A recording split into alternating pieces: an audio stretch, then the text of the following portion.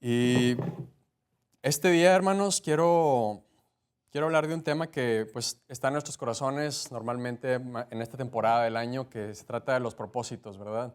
Normalmente por estos días, por esta temporada, empezamos a pensar en nuestros propósitos de año nuevo, nuestras metas para el año que entra, qué es lo que queremos hacer más, qué es lo que queremos hacer menos. Y bueno, no siempre los cumplimos, a veces sí, pero sin embargo es bueno que siempre tengamos como ese botón de reset para, para proponernos de nuevo, como empezar desde cero, empezar con la página limpia y ahora sí como que nos motiva a cumplir los propósitos, a empezar otra vez y ya no nos vemos tanto como fracasos, ¿verdad? Aunque no lo hayamos cumplido el año pasado, esta es una nueva oportunidad, hermanos. Y específicamente, bueno, vamos primero al versículo, a 2 de Timoteo 3:10. Quiero hablar de algo específico, un aspecto específico de nuestros propósitos. Dice 2 Timoteo 3:10, pero tú has conocido mi doctrina, conducta, propósito. Y me pareció interesante esto, ahí lo voy a dejar nada más esa parte del versículo, porque ahí Pablo le dice a Timoteo que él ha conocido su propósito, entre otras cosas. ¿Y a qué se refiere propósito? Bueno, la definición de propósito es el fin o la intención que se propone a alguien para lograr algo. Es algo que te propones, o es más bien el fin que te propones para lograr algo. O la segunda definición en el diccionario de la Real Academia Española es resolución. Es alguna palabra que también pensamos mucho en cuanto a propósitos de Año Nuevo, resoluciones de Año Nuevo. Resolución, compromiso firme de hacer o lograr algo concreto.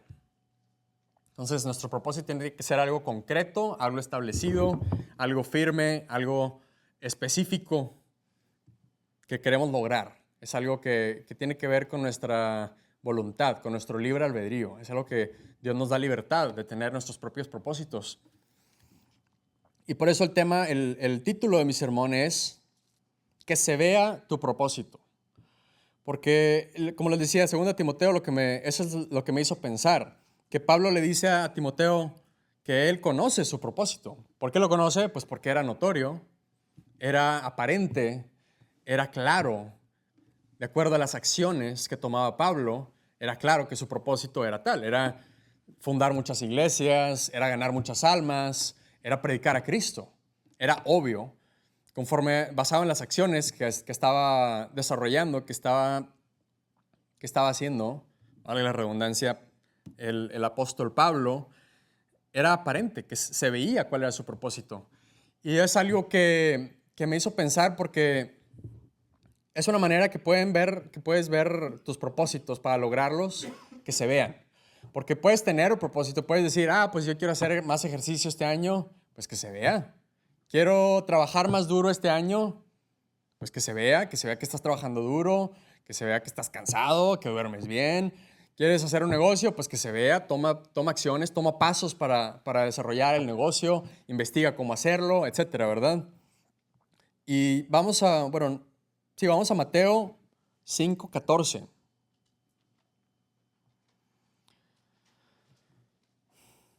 Este es un versículo que da un ejemplo de que, pues, que se vea, ¿verdad? Que te veas. Dice Mateo 5:14, está hablando Jesús. Vosotros sois la luz del mundo.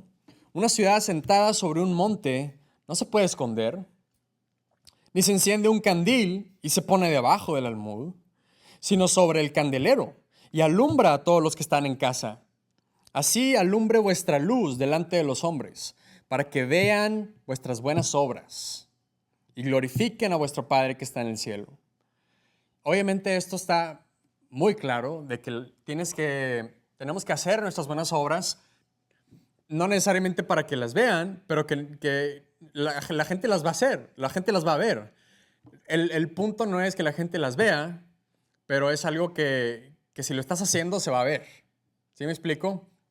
O sea, no es como los youtubers que ves que van y hacen buenas obras y lo ponen en un video en YouTube para que todo el mundo vea que qué buenas gentes son y qué buenas personas son.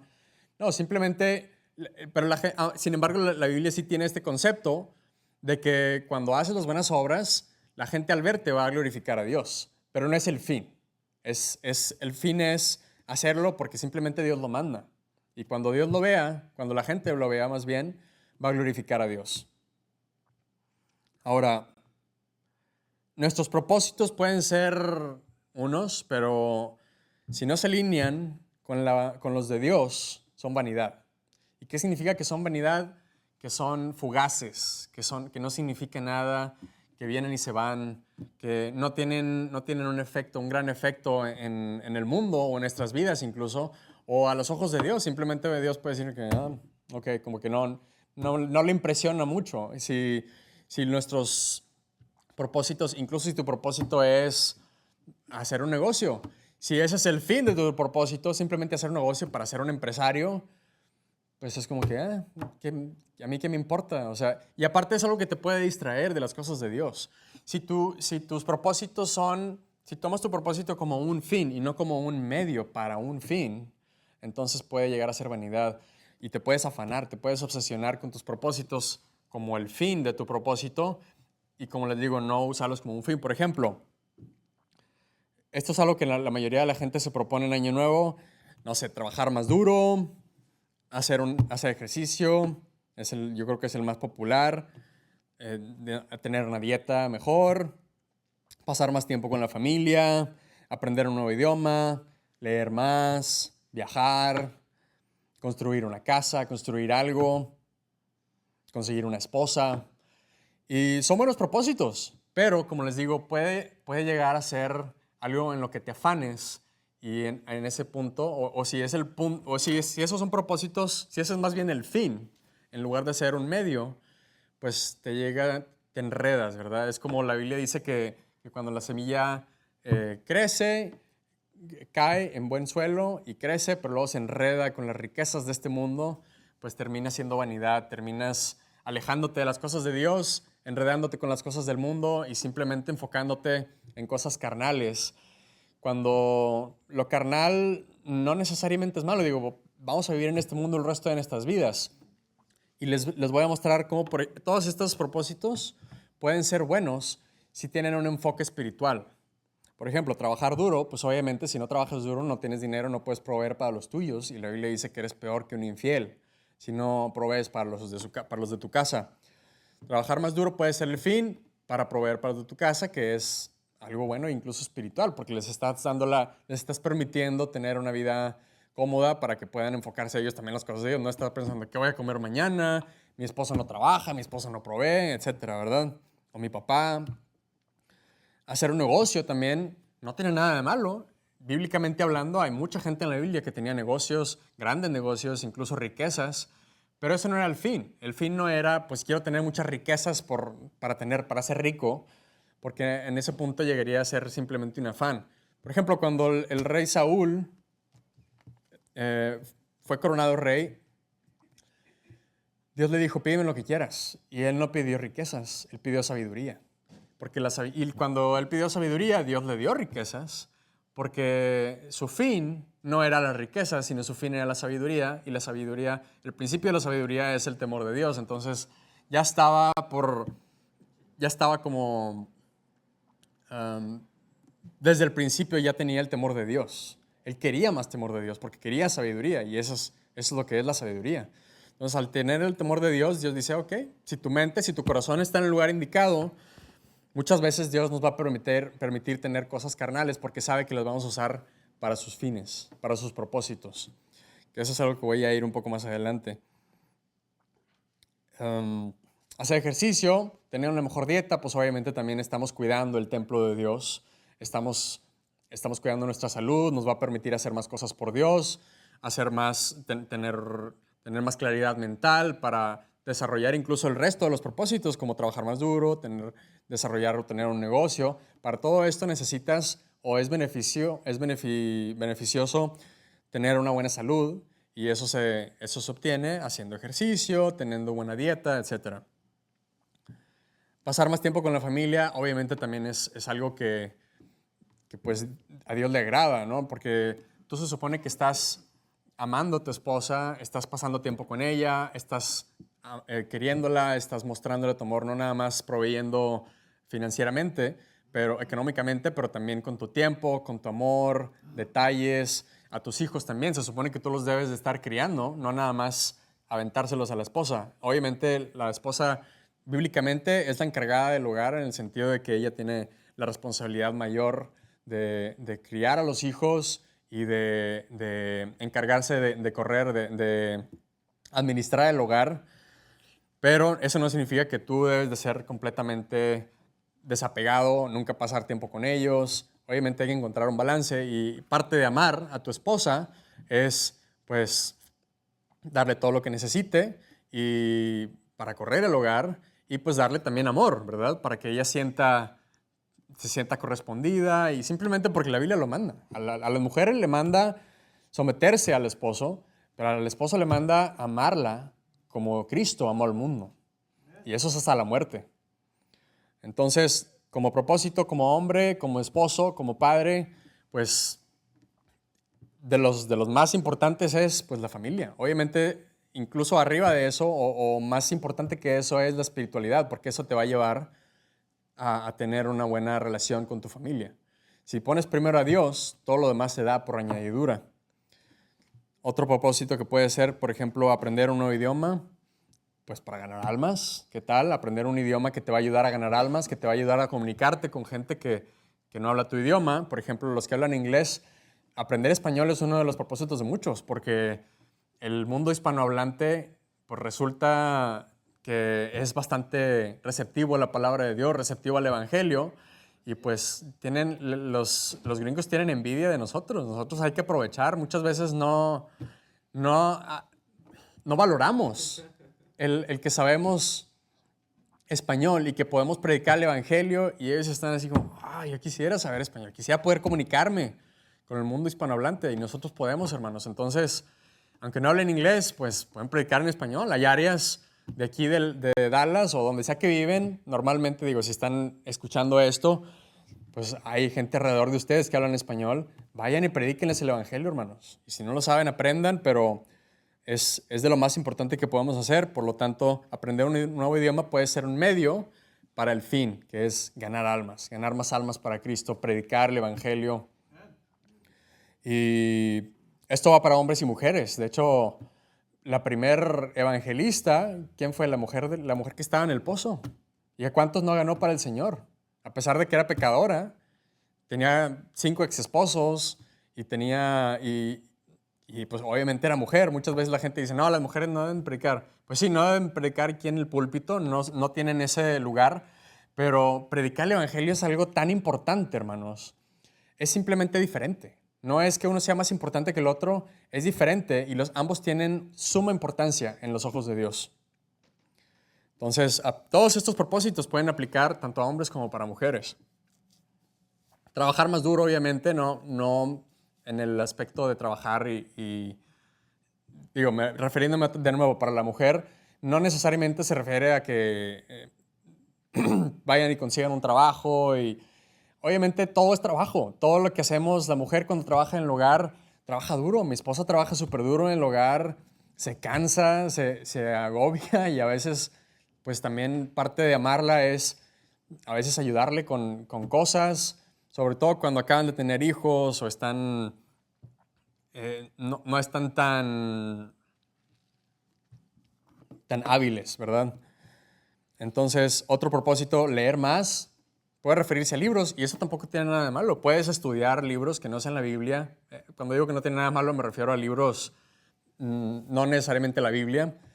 Pues aprender, llenarte de sabiduría en cuanto a simplemente cosas técnicas o cosas del mundo.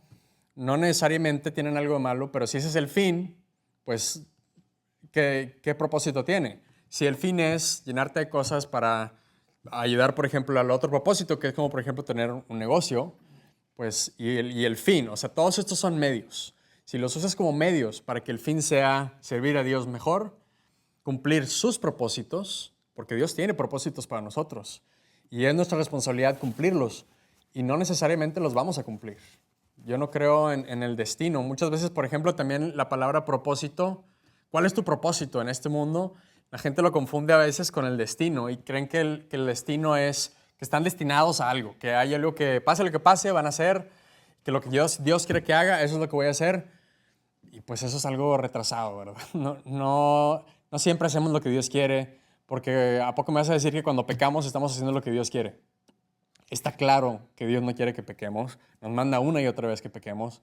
Si pecamos es cosa nuestra, si pecamos es cosa de la carne. No es la voluntad de Dios que hayamos pecado, que lo desobedezcamos, que no leamos, que no vayamos a la iglesia, que no vayamos a ganar almas. La voluntad de Dios es que hagamos estas cosas. Y ese es el propósito de Dios para nuestras vidas. Y tampoco es algo exacto como yo quiero que tú seas un pastor. Y Dios no es como algo de esta manera que la gente lo vea a veces como que, yo soy llamado a ser pastor en África o así. Si tienes ganas de predicar en África, ve a predicar en África, pero no digas que Dios te mandó ni que algo. Dios mandó que prediquemos a todo el mundo. Entonces predica a todo el mundo y así puedes decir que estás haciendo la voluntad de Dios.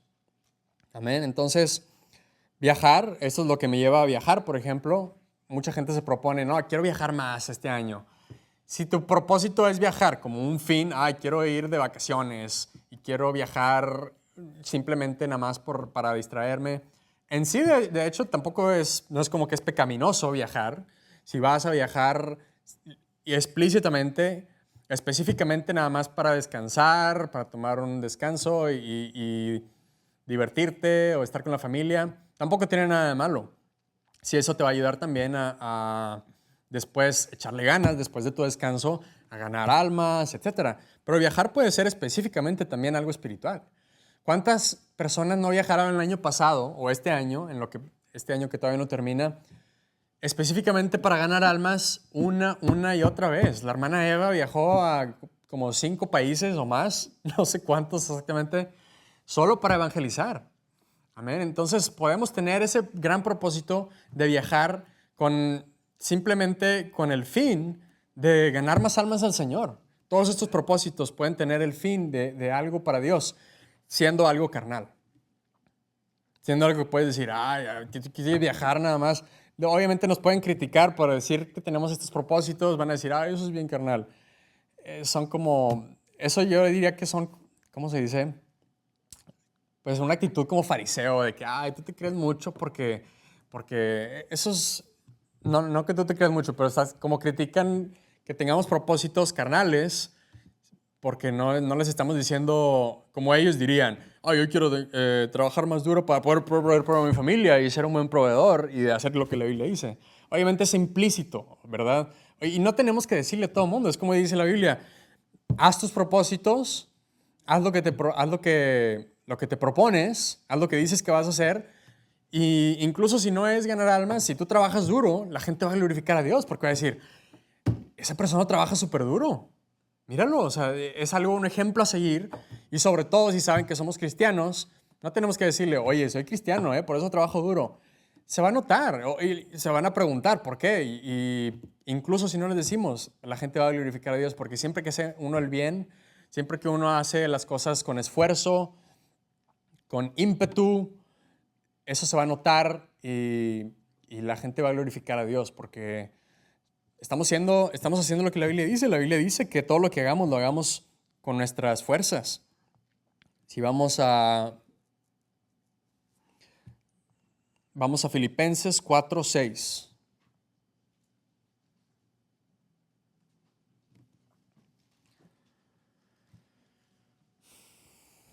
Filipenses 4:6 dice, por nada estéis afanosos, sino sean conocidas vuestras peticiones delante de Dios en toda oración y súplica con acción de gracias. Y la paz de Dios, que sobrepasa todo entendimiento, guardará vuestros corazones y vuestras mentes en Cristo Jesús. Por lo demás, hermanos, todo lo que es verdadero, todo lo honesto, todo lo justo, todo lo puro, todo lo amable, todo lo que es de buen nombre, si hay virtud alguna, si hay alguna alabanza, en esto pensad. Entonces ahí nos da una guía clara en qué debemos de pensar, en qué debemos de enfocar nuestras metas, en todo lo que es verdadero, en todo lo que es honesto, lo justo, lo puro, lo amable, lo de buen nombre, en todo lo que hay virtud alguna, en esto pensad, hermanos, y basar nuestras metas en esto. Si vamos a trabajar más duro, pensar en todo lo puro, en todo lo honesto, trabajar honestamente, no nada más duro.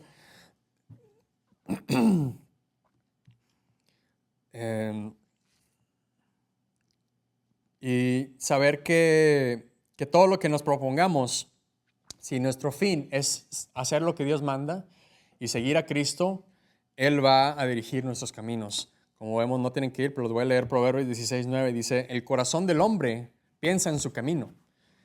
Ahí lo que está diciendo es que el corazón del hombre se forma sus propósitos, pero Jehová dirige sus pasos. Tu propósito también no tiene que ser algo grande en el sentido de que no necesariamente todos van a ser el CEO de una empresa o una figura pública o un pastor de una iglesia. Y eso no tiene nada de malo tampoco. No tienes que hacer algo grande en el sentido de ocupar una posición alta en algún lugar, porque un ganador de almas que no tiene, por ejemplo, el título de evangelista, como el hermano Urbane que está en las Filipinas, puede ganar miles de almas para el Señor. Y en ese sentido tiene una posición alta ante los ojos de Dios. Pero muchas veces no pensamos en esto como algo, como una meta, o como algo que queremos lograr, como un propósito. Pero sí debería de ser, hermanos, ganar muchas almas para Cristo, ganar más almas que el año pasado para Cristo. Puedes ponerte un número específico de ganar en cuanto a cuántas almas quieres ganar. Y obviamente siéntate y ponte a pensar más o menos cuánto es lo que es racional, lo que es lógico que puede ser. Por ejemplo, si no vas a salir de Dallas, pues ve más o menos cuánto es el promedio por hora en tal área. Y puedes ponerte metas ambiciosas, no digo que no.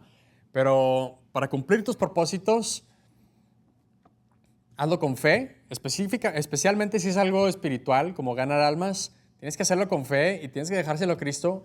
Pero sí tienes que ponerte a pensar en los números y prepararte, porque la Biblia dice que el caballo se prepara para la batalla, pero la victoria es del Señor. Entonces, Dios va a dirigir nuestros pasos si nuestro corazón está en sus propósitos.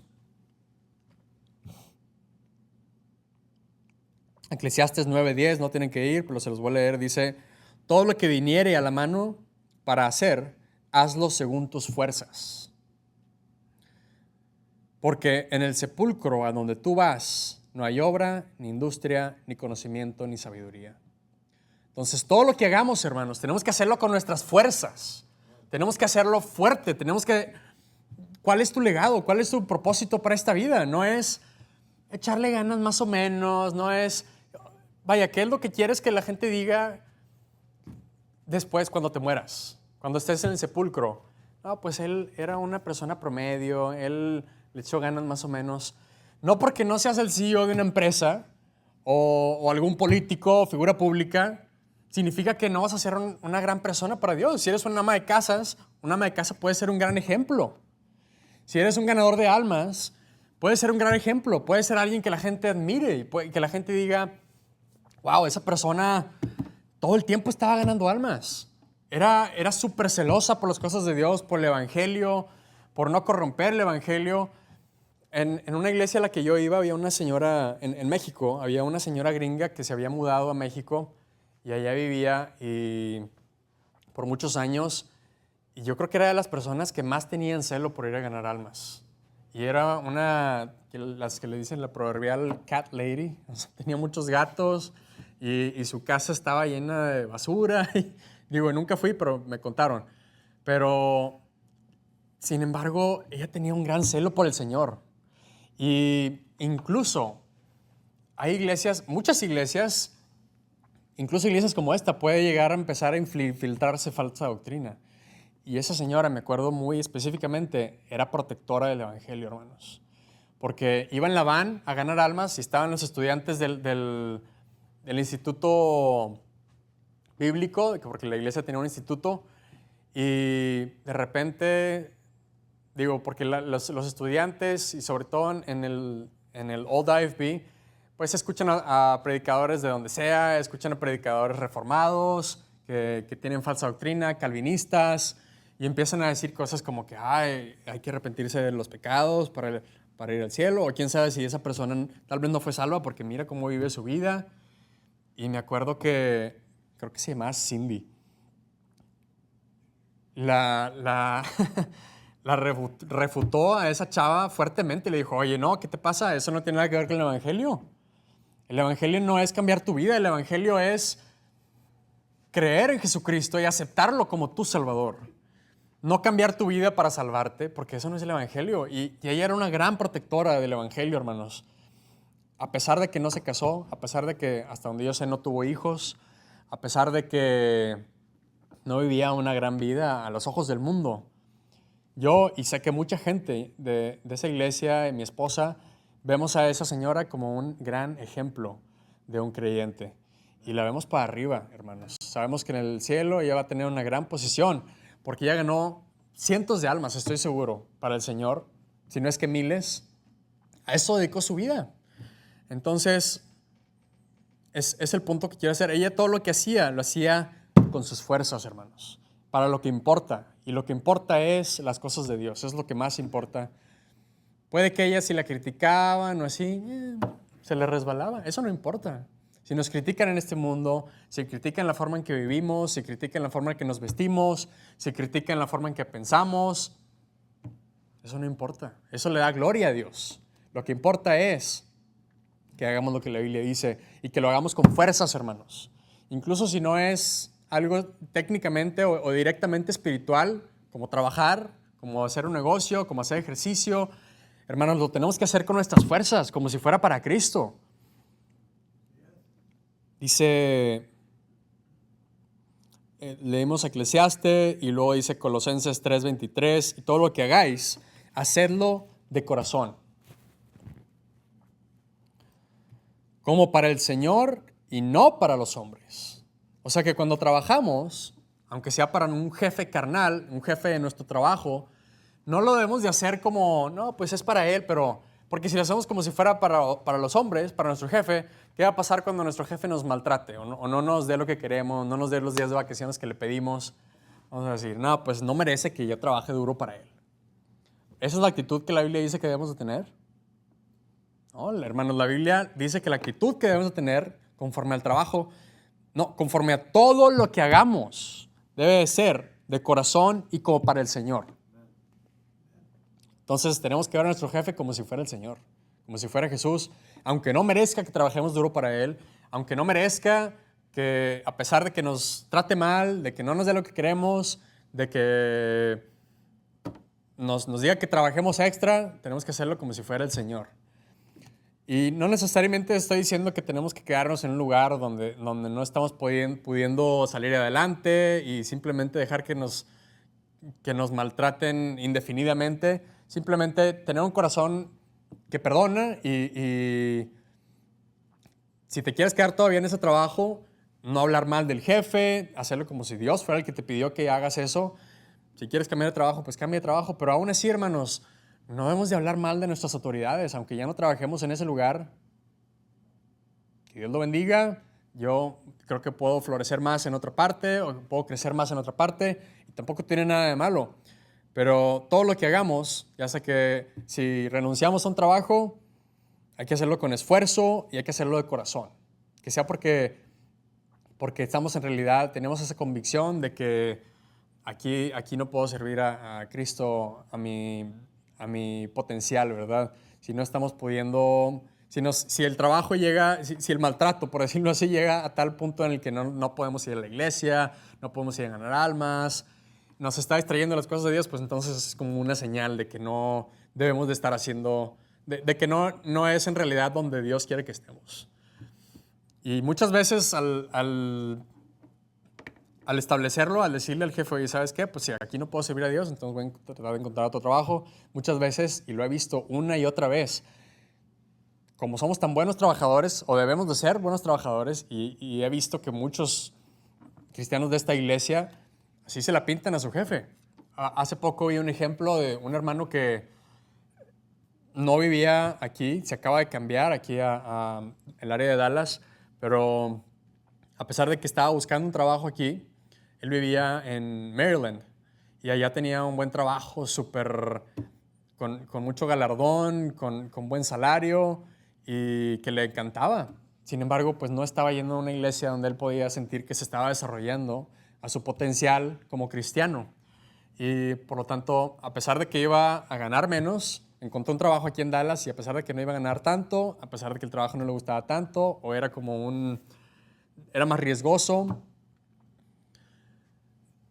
él decidió tomarlo y al decirle a su compañía que iba a tomar este otro trabajo, que ya les había preguntado, oigan, ¿no me darían la oportunidad de vivir en Dallas? ¿Puedo trabajar remotamente?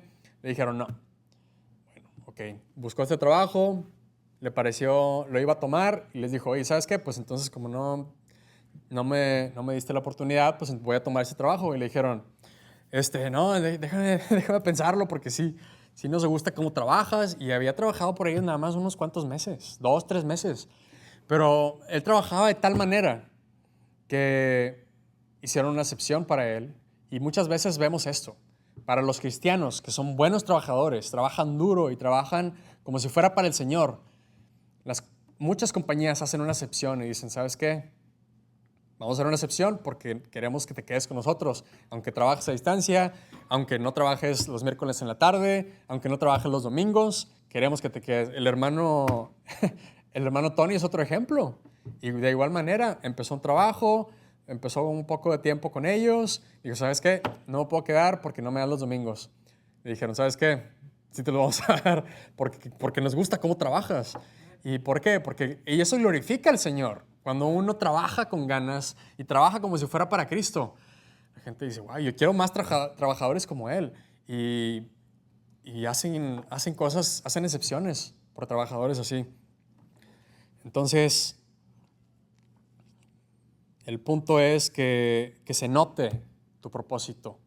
No nada más tener propósitos, y podría decir que logres tus propósitos, pero una manera de verlo más como en el día a día es que se note. O sea, que se note hoy que tu propósito era hacer ejercicio, trabajar más duro, tener una mejor dieta. Que se note. Y si no se nota para el mundo, que se note para ti. En ese momento se va a notar para ti. Para el mundo lo van a ver cuando tienes disciplina y cuando lo haces constantemente, es cuando se va a notar. Si solamente eres un buen trabajador un día y el resto de los días eres un flojo, pues eso es lo que se va a notar. Pero si te enfocas en que se note tus propósitos todos los días, que se note que este fue mi propósito, y otro, aprender un idioma, ¿cómo se va a notar si tu propósito es aprender un idioma? ¿Cuántos puntos tienes en Duolingo? O sea, y es algo que no necesariamente va a ver el mundo, pero al menos que se note para ti, que tú lo veas, que tú veas el avance. Esa es una manera que se puede notar cuando te lo propones todos los días, cuando recuerdas esta frase, que se note tu propósito. Y vemos en Eclesiastes 12:13 que el fin de todo el discurso oído es este. Eclesiastes es un libro de la Biblia en el cual el rey Salomón, se pone a como explorar, experimentar diferentes cosas que ofrece el mundo, el trabajo duro, los negocios, incluso el alcohol, se adentró en cosas que no eran de Dios. Y llegó a la conclusión de que todo es vanidad. Y el fin del discurso, al final, su conclusión, al entrar en cuál es mi propósito en este mundo, o cuál es el fin, qué es lo más importante en este mundo, en esta vida, es teme a Dios y guarda sus mandamientos. Porque esto es el todo del hombre. Tu todo debe de ser temer a Dios y guardar sus mandamientos. Punto. No significa que no te va a importar tu trabajo, tu negocio, tu salud, Pero si temes a Dios y guardas sus mandamientos, vas a ser exitoso en todas estas áreas. Porque si guardas y si tienes primero el reino de Dios, te va a guiar y Dios te va a mandar. Dios quiere cosas buenas para ti, hermanos. Dice, ¿cuál era? Jeremías, no lo guardé aquí, pero el fin el propósito de Dios es cosas buenas para nosotros. No porque tenemos reglas que seguimos, significa que estamos oprimidos. Significa que simplemente Dios sabe que eso es lo mejor para nosotros. Si Dios tiene una u otra regla para nosotros, es porque Él nos hizo. Y Él sabe que es lo mejor para nosotros. Y al seguir sus reglas, vamos a tener cosas buenas en nuestra vida, hermanos. Y inicialmente quería preparar un sermón hablando más de como propósitos grandes, y el cual también tiene su lugar, y la Biblia habla mucho de eso también. Pero solamente quiero mencionar brevemente aquí que si tu propósito es hacer cosas grandes o estar en lugares como tener una vida extraordinaria, eso tampoco tiene nada de malo. Es como les decía, tener una vida extraordinaria puede ser como la hermana Cindy, que ganó miles de almas. En realidad yo creo que ganó miles de almas para el Señor, porque era de las pocas personas con las que de las cuales escuché. Digo, si estaba protegiendo el evangelio de tal manera y siempre estaba en el día de ganar almas, creo que fue el pastor tenía un premio para la persona que fuera a ganar todos los jueves, porque ya íbamos a ganar almas nada más los jueves en cuanto a ganancia de almas entre semana, y al que fuera todos los días del año, todos los jueves del año, los iba a cenar en un restaurante brasileño, de esos que tienen espadas y carne de todo lo más delicioso que hay. Y ella es una de las que ganó ese premio y siempre la veías ahí, siempre estaba ganando almas, y pues es un ejemplo a seguir. Y es alguien que estuvo en grandes lugares y más que nada en castillos celestiales, hermanos. Y eso es lo que me llevaba antes, que si tu meta también, o si tú quieres cosas grandes en el sentido carnal, muchas veces al seguir las cosas que Dios manda, al trabajar duro simplemente, incluso si tienes un trabajo como lo que se dice acá de blue collar, puedes llegar a estar en lugares grandes, en lugares maravillosos, en el sentido también carnal, como castillos, o incluso como José. Él simplemente siguió a Dios y él sabía que Dios tenía cosas grandes para él. Estuvo en la cárcel por años de su vida. Gran parte de su vida estuvo encarcelado. Sin embargo, él llegó a ser el segundo de autoridad en Egipto. ¿Por qué? Porque él en su corazón tenía como propósito, como lo más importante, las cosas de Dios, las cosas del Señor, y por lo tanto Dios lo puso ahí porque dijo, pues este es un buen ejemplo de un seguidor mío. Si tú tienes en tu corazón las cosas del Señor, Dios te va a poner en lugares grandes y te va a poner como un ejemplo, y vas a ser grande ante los ojos de Dios, vas a ser grande en el cielo, hermanos. Y ese es uno de mis propósitos, hermanos, ser grande en el cielo, y la única manera de hacer eso es hacer y enseñar lo que la Biblia dice. Y sobre todo enseñar el evangelio.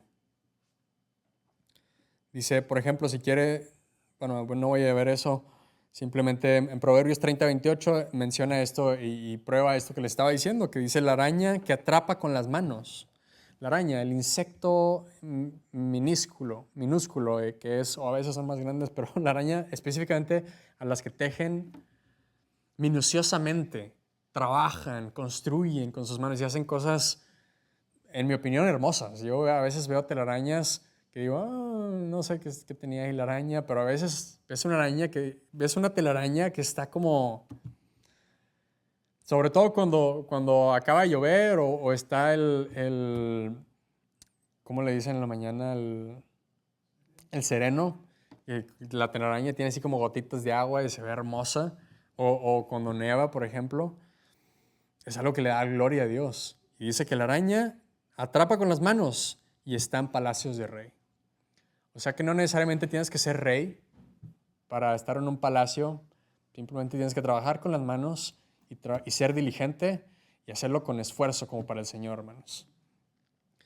Y sin más, hermanos, vamos a orar Padre, te damos gracias por este día, gracias por tu palabra, gracias por el año que va a empezar y permítenos tener propósitos que usemos como medios para un fin que sea tu fin, Señor, que sea tu voluntad y el propósito que tú tienes para nosotros. Te pedimos todo esto en el nombre de Jesús. Amén.